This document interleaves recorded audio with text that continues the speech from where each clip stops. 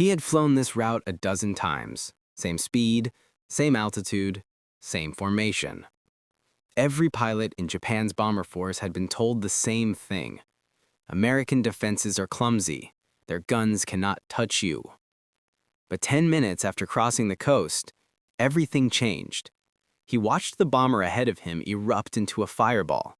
No fighters, no tracers, no warning. Just an explosion that tore the fuselage apart.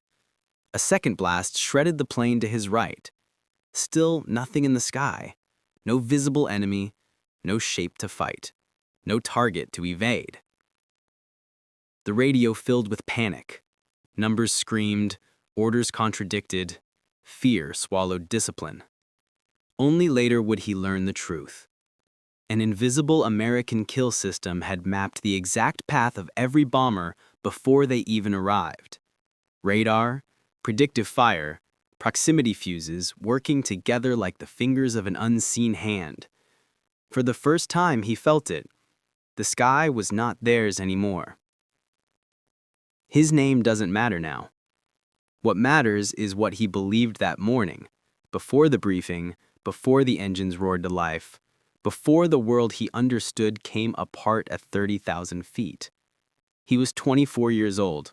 A photograph of his younger sister was taped to the instrument panel, just below the altimeter. She'd written something on the back in careful characters. "Come home safe." He touched it every time before takeoff. A small ritual. A private prayer to gods he wasn't sure were listening anymore. In the barracks the night before, his crew had joked about the mission. Standard bombing run, American industrial targets, the kind of operation they'd executed dozens of times. His bomber Dear Tanaka had laughed and said the Americans couldn't hit the broadside of a carrier even if it was painted red and sitting still. Everyone had laughed. The laughter came easy back then.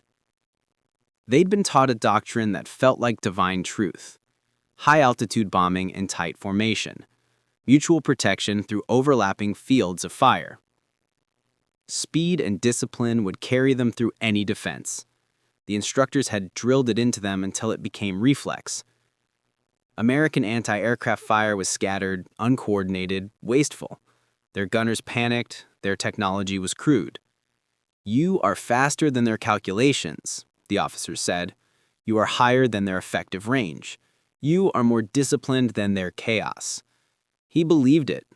They all had. Every pilot in the formation believed it. The morning air was cold and clean. 57 bombers lined up on the runway, their engines coughing to life in sequence, a mechanical symphony of power and certainty. He could feel the vibrations through his boots, through his seat, through his bones. The rumble was comforting, predictable, safe. Inside the cockpit, everything was familiar. The smell of oil and aviation fuel, the gentle shake of the fuselage as the propellers found their rhythm, the weight of his flight suit, his gloves, his helmet. He'd done this so many times it felt like putting on his own skin. His co-pilot Yamada ran through the checklist with practiced efficiency. Fuel pressure normal, oil temperature rising, altimeter calibrated, oxygen systems checked, radio tuned to command frequency. Everything perfect. Everything routine. The formation commander's voice crackled through the headset. "All aircraft prepare for departure. Weather is clear, visibility unlimited, expected resistance minimal. Execute standard bombing pattern on arrival. Maintain radio discipline. Good hunting." Good hunting. The words felt like a blessing. One by one, the bombers thundered down the runway. He watched 3 planes lift off before his turn came. Then Yamada throttled up, the engines screamed, and the runway blurred beneath them. The weight pressed him back into his seat. The wheels left the ground. The earth dropped away. They climbed in formation. 57 bombers arranging themselves into tight geometric patterns. From above, they would look like a steel constellation, moving with single-minded purpose across the sky. Beautiful, in a way. Terrifying if you were below. The ocean stretched beneath them, endless and indifferent. Sunlight scattered off the waves in a million fragments. He could see other formations in the distance, black dots against blue sky, all heading to the same coordinates. this wasn't just a raid. This was a statement of power. For 90 minutes, nothing happened. The engines hummed, the formation held, the radio remained quiet except for occasional position updates. He settled into the rhythm of the flight, that strange state between alertness and meditation that long missions demanded. His mind wandered to home, to his sister's letter, to what he'd eat when they returned. Yamada was reading a small book wedged against the control panel, something about philosophy. He always read on long flights. "Keeps the mind sharp," he'd say. "Better than staring at clouds." The bombardier called out landmarks. "Coastline visible. 20 minutes to target zone." He could see it now. The jagged edge where ocean met land, American soil. Somewhere down there, people were waking up, drinking coffee, reading newspapers, unaware that death was approaching at 200 miles per hour. The formation tightened. This was procedure. As they entered hostile airspace, defensive positioning became critical. Each bomber moved closer to its neighbors, creating overlapping fields of machine gun fire. Any enemy fighter would have to run a gauntlet of lead to reach them. "All aircraft, maintain altitude. Stay tight. Watch for fighters." But there were no fighters. The sky remained empty, clear, peaceful even. That should have been his first warning. 10 minutes to target. He scanned the horizon. Still nothing. No contrails, no distant specks, no radio chatter about enemy interceptors. The Americans should have scrambled their fighters by now. The silence felt wrong, but he couldn't explain why. 5 minutes. The lead bomber began its run. Others would follow in sequence, each releasing its payload over the designated coordinates. Textbook execution, just like training, just like the last dozen missions. Then, the sky tore open. The bomber ahead of him simply ceased to exist. One moment it was there, solid and real, metal and men and fuel. The next moment it was flame and debris and empty air. No sound reached him at first, just the visual impossibility of something whole becoming nothing. Then the shockwave hit. His aircraft bucked like a living thing. Alarms shrieked. Yamada shouted something lost in the chaos of noise. He searched the sky frantically. Where were the fighters? Where were the tracers? What had killed them? Nothing. Absolutely nothing visible. Another explosion, this one to his right. He saw it in peripheral vision, a brilliant orange flower blooming against blue sky. The bomber staggered, spewing smoke, then rolled into a fatal dive. He watched men tumble out, tiny dark shapes with no parachutes. "What's happening?" Yamada's voice was high, breaking. "Where are they? Where are they shooting from?" He didn't know. He couldn't see anything. No muzzle flashes, no enemy aircraft, no visible source for the death raining around them. The radio exploded with voices, pilots screaming, officers demanding reports, someone crying, someone praying. The calm military discipline that had defined their training disintegrated in seconds. "Break formation! Break formation! No! Hold position! We're sitting targets! Maintain altitude! They're everywhere!" But they weren't everywhere. They were nowhere. That was the horror of it. The enemy was invisible, untouchable, unknowable. A third bomber exploded, this one directly ahead. His windscreen filled with fire and debris. He jerked the controls hard, diving beneath the expanding cloud of destruction. Shrapnel hammered against the fuselage like hail, each impact a prayer that it wouldn't punch through. His hands were shaking now. He could feel sweat running down his back despite the cold. His breathing came in short, sharp gasps. The oxygen mask felt like it was suffocating him. "Tanaka, do you see anything?" he shouted toward the bombardier position. "Nothing! There's nothing out there!" But bombers were dying. Another flash, another fireball, another crew erased from existence. The neat formation that had seemed so powerful 10 minutes ago was coming apart. Planes scattered like startled birds, abandoning the protective geometry that doctrine demanded. He tried to understand, tried to make sense of it. Maybe engine failures, but not this many, not all at once. Maybe mechanical sabotage, but they'd been inspected. Maybe. The rationalization died when the explosion happened close enough to rock his aircraft sideways. He saw the flash before the impact, a brilliant sphere of light and fire appearing impossibly close to the left wing. Not a direct hit, but near enough. Near enough to shred metal. Near enough to kill.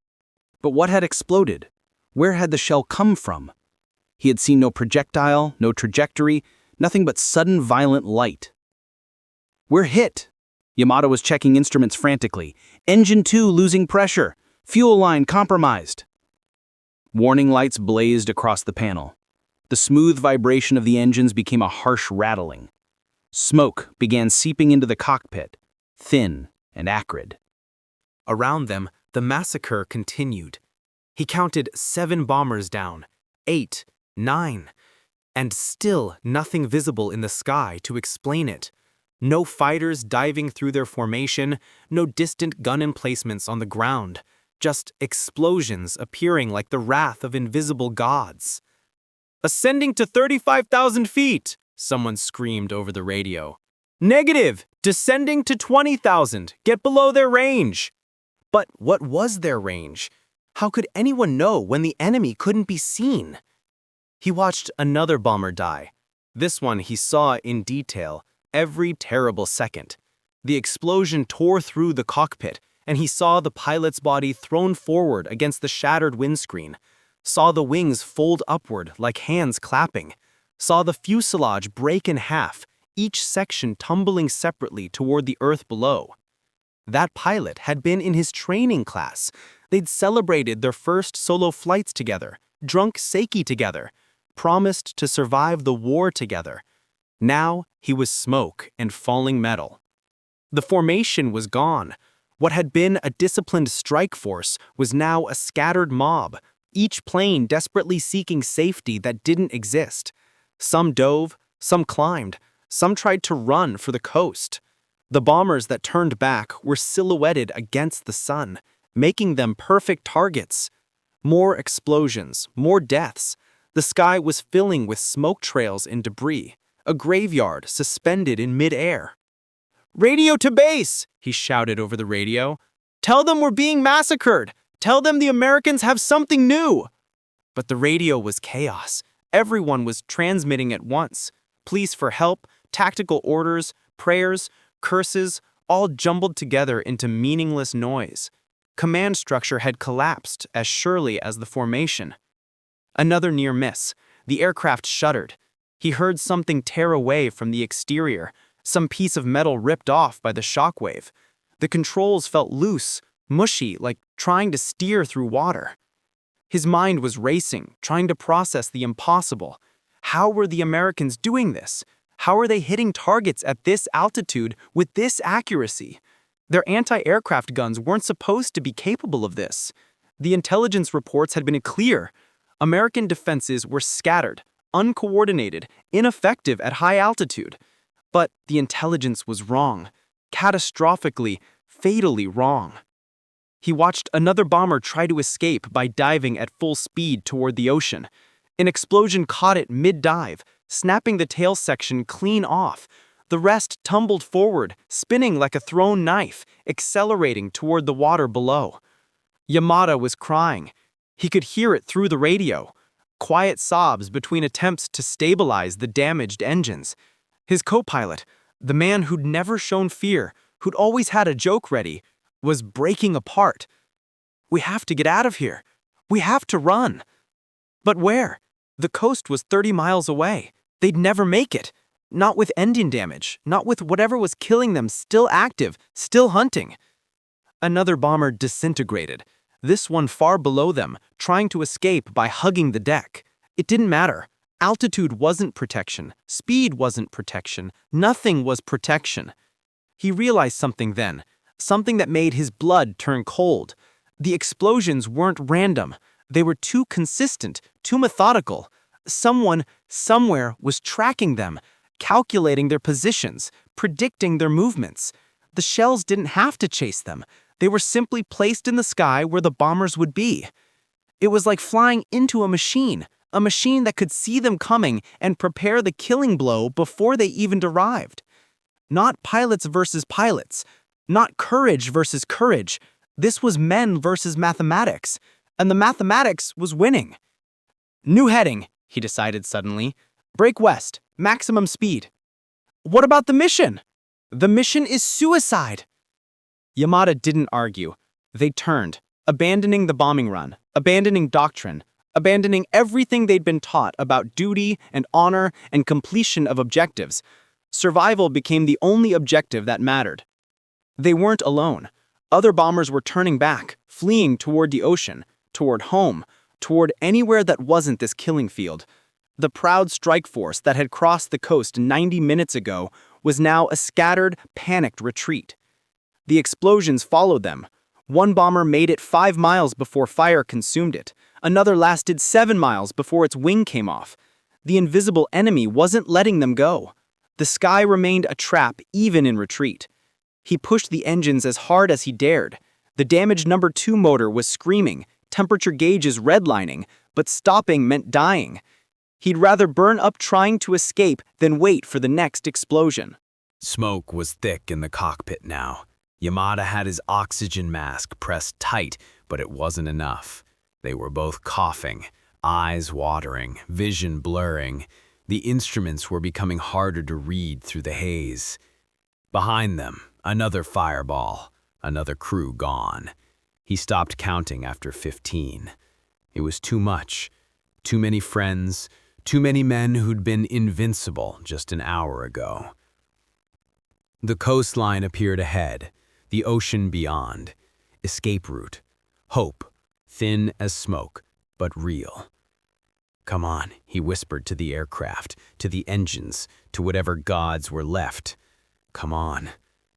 They crossed the coast at 12,000 feet, losing altitude steadily. The damaged engine was failing completely now, propeller windmilling uselessly. The other 3 engines strained to keep them airborne. No more explosions. The invisible enemy had limits, it seemed. Range. Or maybe they'd simply escaped the kill zone. Either way, they were over water now, heading home. Yamada was checking remaining fuel. His voice was hollow, mechanical. The voice of someone forcing themselves to function when everything inside them wants to scream. Enough to make base. Barely. The radio was quieter now. Scattered transmissions, position reports, damage assessments. Someone asking if anyone had seen his wingman. No one answering. The silence between transmissions was worse than the chaos had been. He looked back toward the mainland. Smoke pillars rose from multiple points, marking where bombers had gone down, funeral pyres for men who believed they were untouchable.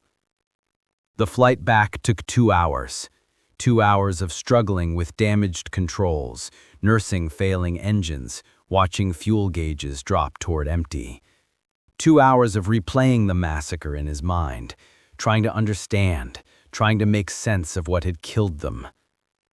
Other survivors appeared around them, limping home in scattered pairs and singles. He counted them. 11 bombers still flying. 11 out of 57. 46 aircraft lost. Hundreds of men dead, and they'd never even reached the target. This wasn't just a failed mission. This was annihilation. The base appeared on the horizon. He'd never been so grateful to see land. The landing was rough, the damaged bomber protesting every moment, but they touched down alive. The wheels hit the runway and he felt something break inside him. Relief, horror, shame, all of it at once. Emergency crews ran toward them as he cut the engines. Smoke poured from number 2. Damage teams swarmed the aircraft, documenting every hole, every tear, every piece of shrapnel embedded in the fuselage. He climbed out on shaking legs. The ground felt unreal, too solid, too stable after hours of vibration and terror. Yamada was already vomiting beside the landing gear, doubled over, everything coming up. Other crews were stumbling from their bombers. Some were wounded, blood soaking through flight suits. Others were just hollow-eyed, moving like sleepwalkers. No one spoke. What was there to say? The commanding officer appeared, surrounded by intelligence staff, all demanding reports. What happened? What did you see? What was firing at you? Nothing, someone said. We saw nothing. Anti-aircraft fire? There was no fire, just explosions. Fighter attacks? No fighters. Just death from nowhere. The officers looked at each other. Disbelief, confusion. They'd sent out a strike force and gotten back shattered fragments. The proud doctrine of high-altitude bombing had been torn apart in less than an hour. He found himself in the debriefing room with the other survivors. Maps on the walls, officers taking notes, everyone trying to reconstruct what had happened. They could see us coming, I'm sure of it. They were waiting. How? We maintained radio silence. We came in from an unexpected vector. I don't know how, but they knew. The shells were already there. We flew into them. Another pilot spoke up, older, more experienced. The explosions weren't impact-triggered. They detonated near us, like they could sense our presence. That's impossible. I know what I saw. The shells didn't have to hit us. They just had to get close. The intelligence officer was writing everything down, but his face showed doubt. What they were describing sounded like science fiction, like weapons that didn't exist. But they did exist. The evidence was 46 missing bombers. He stayed silent during most of the debriefing. What could he add? He'd seen the same mystery as everyone else. Men dying for reasons they couldn't see or fight or understand. What replaced it was uncertainty. Every mission now carried the knowledge that invisible eyes were watching, that invisible computers were calculating, that invisible shells were waiting in precise coordinates in the sky. Some pilots broke under the weight of it, claimed illness, developed tremors that made them unable to fly. One man was found crawling in the cockpit before takeoff, unable to release the brake, unable to make himself take off into a sky that had betrayed him. The commanding officers tried to maintain discipline, gave speeches about duty and honor and sacrifice, but the speeches rang hollow. You couldn't inspire men to fly into a meat grinder. You couldn't demand courage when courage had become just another word for suicide. The Americans, they learned, had deployed the system at multiple sites. Radar stations networked together, anti-aircraft batteries coordinated across hundreds of miles, the entire defensive grid working as one organism, one machine, one inescapable trap. Japanese bombers that had once roamed freely now found every approach contested, every route mapped, every altitude covered. The sky that had once felt infinite now felt like a cage with invisible bars. Production couldn't keep up with losses. Training programs couldn't replace experienced crews fast enough. The mathematics of attrition were brutal and clear. At this rate, the bomber force would be extinct within months. Strategic planning sessions became desperate. How do you counter an enemy you can't see? How do you evade systems that can predict your movements? How do you win when the battlefield itself has become weaponized against you? Some suggested night raids, but radar worked in darkness. Some suggested low-altitude attacks, but radar worked at all altitudes. Some suggested overwhelming numbers, but that just meant more deaths, not more success. The truth settled over them like winter frost. They couldn't win this. Not with current technology, not with current tactics, not with current anything. The Americans had leapfrogged an entire generation of warfare, and Japan was still fighting the previous war. He thought about his first mission, how confident they'd been, how certain, how proud. That confidence seemed insane now, delusional. They'd been children playing at war, unaware that adults with terrible new toys were waiting. The photograph of his sister mocked him from the locker. Come home safe. He'd come home. But safety was an illusion. Every survivor carried the weight of those who hadn't returned. Every survivor knew they'd been spared by chance, not skill. Knew that next time, the invisible machine might calculate their position correctly, might place the shell in the exact cubic meter of sky where they'd be. Months passed. The raids grew less frequent. The losses grew more acceptable only because fewer planes were risked. The strategic bombing campaign that was supposed to break American industrial capacity had instead broken the Japanese bomber force. Pilots whispered that the war was lost. Not officially, not openly, but in quiet conversations the conclusion was obvious. An enemy that could see invisible distances, calculate impossible trajectories, and kill without exposure was an enemy that couldn't be defeated with what they had. Some nights he dreamed he was back in the formation, watching bombers explode. In the dreams, he could see the American system, a vast mechanical brain stretching across the horizon, all-seeing, all-knowing, coldly mathematical in its lethality. The bombers flew into it like insects into a web, each death predicted and prepared for. He'd wake up sweating, heart hammering, the phantom vibration of engines still trembling through his bones. The worst realization came slowly, built from accumulated horror. It wasn't that the Americans had gotten lucky. It wasn't that Japanese tactics had failed. It was that the entire nature of warfare had transformed, and they'd missed it. While Japanese doctrine had focused on pilot skill and fighting spirit, the Americans had focused on systems and technology and integration. One was romantic. The other was effective. He remembered the instructors saying American gunners panicked, that their technology was crude, that Japanese discipline would prevail. Those instructors had been wrong, catastrophically wrong, and men had died for that wrongness. The invisible enemy wasn't cruel, it wasn't brave, it wasn't anything human. It was mathematics made manifest. Radar pulses and ballistic calculations and electronic triggers. A machine that didn't hate, didn't fear, didn't doubt.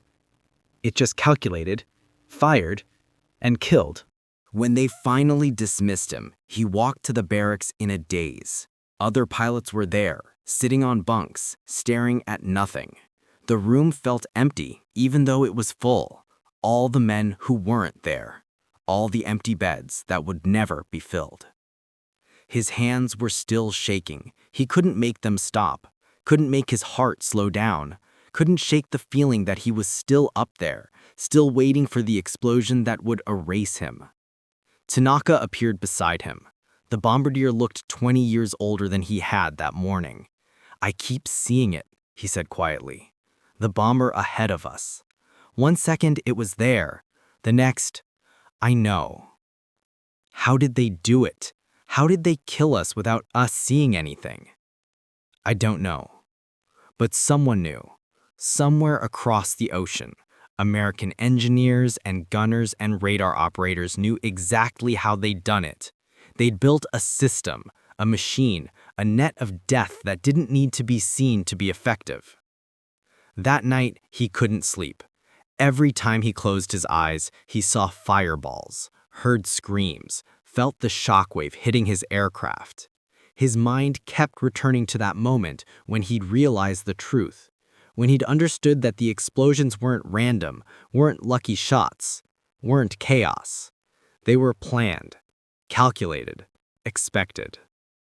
The Americans hadn't gotten lucky. They'd built something new. Something that could track aircraft through empty sky, something that could predict where bombers would be before they arrived, something that could kill without ever being seen. Days later, intelligence reports started filtering down, scattered pieces of information from other raids, other missions, other massacres. The picture that emerged was terrifying. The Americans had developed something called radar. Electronic eyes that could see through clouds, through darkness, through hundreds of miles of empty air. They were tracking incoming bombers from the moment they crossed the coast, sometimes before. They'd developed predictive fire control, computers that calculated the exact trajectory of anti-aircraft shells based on bomber speed, altitude, and heading. They didn't aim where the aircraft was. They aimed where it would be. Every gun in the network fired into precisely calculated kill zones. And they'd developed proximity fuses, shells that didn't need direct hits. They detonated automatically when they passed near an aircraft. A near miss became as deadly as a direct hit. 3 technologies working together. A system. An invisible machine that turned the sky into a graveyard. The doctrine they'd believed in, the tactics they'd trained for, the confidence they'd felt, all of it had been obsolete before they'd even taken off. They'd flown into a war that had already moved beyond them. More missions were flown, more bombers were lost. The survivors told the same story every time. Invisible enemy, impossible accuracy, death from nowhere. The numbers didn't lie. Bomber losses were catastrophic, unsustainable. The raids that had once been routine were now suicide missions. Morale collapsed. Pilots who'd been eager for combat assignments now found excuses to avoid them. Some broke down completely. Others requested transfers. The proud bomber force that had dominated Pacific skies was disintegrating, not from lack of courage, but from the simple mathematics of survival. You couldn't fight what you couldn't see. You couldn't evade what could predict your every move. You couldn't win against an enemy that had transformed the battlefield into something completely new. He flew 2 more missions before they grounded his unit. Both times he watched bombers die around him. Both times he came back with damage. Both times he felt the weight of survival crushing him a little more. The worst part wasn't the fear. Fear he could handle. The worst part was the helplessness. The knowledge that skill didn't matter, that courage didn't matter, that everything he'd trained for, everything he'd believed about aerial combat, had become irrelevant. The Americans had changed the rules. They'd introduced a new kind of warfare where the human element mattered less than the technological element, where bravery couldn't overcome radar, where discipline couldn't defeat mathematics. He thought about this late at night, unable to sleep, replaying the massacre over and over. His sister's photograph was still taped to his locker. "Come home safe," she'd written. He had come home, but safe? He didn't feel safe.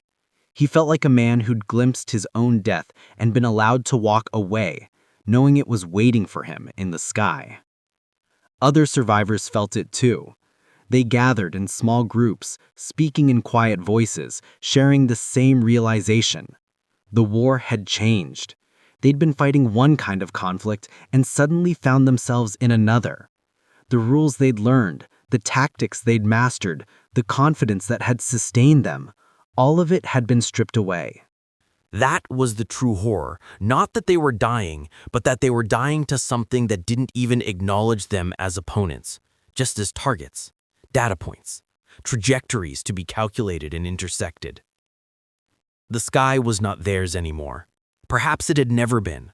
Perhaps they'd only borrowed it for a while, flying in the brief window before technology caught up with their dreams of invincibility. Now that window had closed. The sky belonged to machines, to networks, to systems that saw everything and forgot nothing. He touched the photograph one more time. His sister's face smiled up at him, frozen in a moment of innocence before the world learned what invisible enemies could do. "Come home safe," she had written. He had come home. But the sky he'd returned from was not the sky he'd believed in. That sky had been replaced by something else, something that tracked and calculated and killed with perfect mechanical indifference. And somewhere across the ocean, American radar operators watched their screens, watching new waves of bombers approach, feeding coordinates to fire control systems, never seeing the men they killed. Just blips on screens, numbers in equations, targets to be eliminated with the cold efficiency of mathematics. In war, he understood now, the deadliest enemy is the one you never see coming. Not because they're hiding, but because they exist in a dimension of warfare you didn't know was possible. The Americans hadn't just built better weapons, they'd built a better war. And Japan had never even known to look for it until the sky turned against them and bombers started dying for reasons that couldn't be explained, only calculated. The photograph stared back at him. Come home safe. He had. But the sky had kept everything else.